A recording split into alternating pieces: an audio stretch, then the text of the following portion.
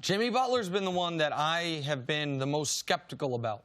Not about their ability to land him, but if I'm tiering these guys, we know obviously Kawhi and KD are in this top tier, and then Kyrie and Klay, I would say, are in this next tier. But of that third tier, my guy was another K, was Kemba Walker.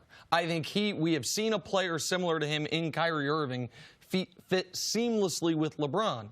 Jimmy Butler, prior to this postseason, I thought anybody maxing him out would be making a mistake. Now, in the postseason, he was really good. And he showed his value on both ends. He showed his ability as a closer, and he showed that he can elevate his game. But sometimes, as Mark Schlereth says, in maybe a better way than I'm going to say right here, when it smells everywhere you go, maybe you're the one that stinks. Jimmy Butler has a bit of a track record of being a tough teammate. And I do worry about Jimmy Butler, who's been the dominant personality on his teams since he became Jimmy Butler, since he developed into that player, his ability to meld with LeBron. And for the Lakers, LeBron, obviously, at this point in his career, has to go in a certain gear during the regular season. Is Jimmy Butler ready to go in full gear during the regular season to carry that load? Those are real questions I would have. It's better than nothing, but to me, Jimmy Butler is the tail end of that third tier, and it would mean, in my eyes, the Lakers struck out on much better options. I like Jimmy Butler as a player. Jimmy Butler does present a number of challenges. One, at this age, how long is he going to be able to play that style?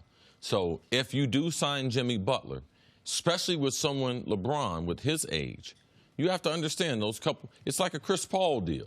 Those last couple years of them contracts, you're not going to be getting the value on your dollar for the type of player that you signed. And when Magic Johnson and them a couple years ago started clearing up all this salary cap space, and it was like legitimately they visualized getting LeBron James and someone else. If you tell them now, fast forward, it's LeBron and Jimmy Butler, a lot of people are going to be disappointed. LeBron James and his camp, they should be disappointment. But they need to prepare themselves for a plan B and a plan C, because L.A. is just not the destination that it used to be. And what's happened this offseason, to me, has just made it even more clear that, man, the Clippers are really viable in the same building without the chaos. Man, going to New York. If Kawhi's not going to go to L.A., if he wants to stay in North America, why would he stay in a bigger city in New York compared to Toronto? So I just believe everything that's going on, I believe it's going to be a tough offseason for the Lakers. Plan B and C is not generally something that's in the Lakers' cards, as we've seen the last couple of months. But if you put all that aside, do we feel a little more comfortable that at least now we're seeing that LeBron is taking a proactive role, or reportedly taking a proactive role in recruiting, when we weren't sure what was going to be and who was going to lead that? I think I said this yesterday. I never believed the idea that LeBron was going to sit this out. This is part of the job for LeBron. Yes. The coaching search is not part of the job. Filling out the roster as far as what the Lance Stevenson roles, that's not part of his job. When you are a player of his caliber, calling up the other guys of that near that caliber, the guys who you could have as your number two, that is part of the job. And the players we have seen in the past, when LeBron was leaving Cleveland the first time, Derrick Rose didn't want to pick up the phone to recruit him to Chicago, and Derrick Rose was criticized for that. It is the NBA superstar's job to be part of the recruitment. I never thought LeBron was going to sit this out. And it's such a small network now.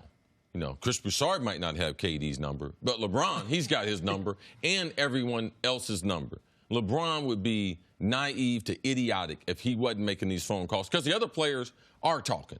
Right. Other NBA executives are ready. If Kevin Durant says, all right, I want a guy, I want Kyrie Irving, all right, you can believe that these conversations have already taken place. Free agency doesn't start July 1st, June 30th. No, free agency starts whenever the players, because there is no tampering with the players. They can communicate all the time. I'm going to go back to something I said, and a lot of people thought I was just pulling it out of thin air back in October, and then it started gaining some momentum. The Lakers' best chance at an elite free agent is Kyrie Irving.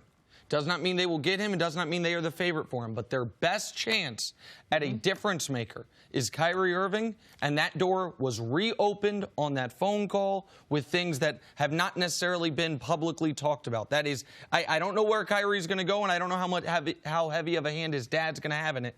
But the Lakers' best option is a guy who's played with LeBron before, and it's Kyrie Irving. Thanks for watching. Subscribe here to get the latest from the show. Also, be sure to check out more of the best clips from First Things First, or go watch a few segments from our other shows on FS1.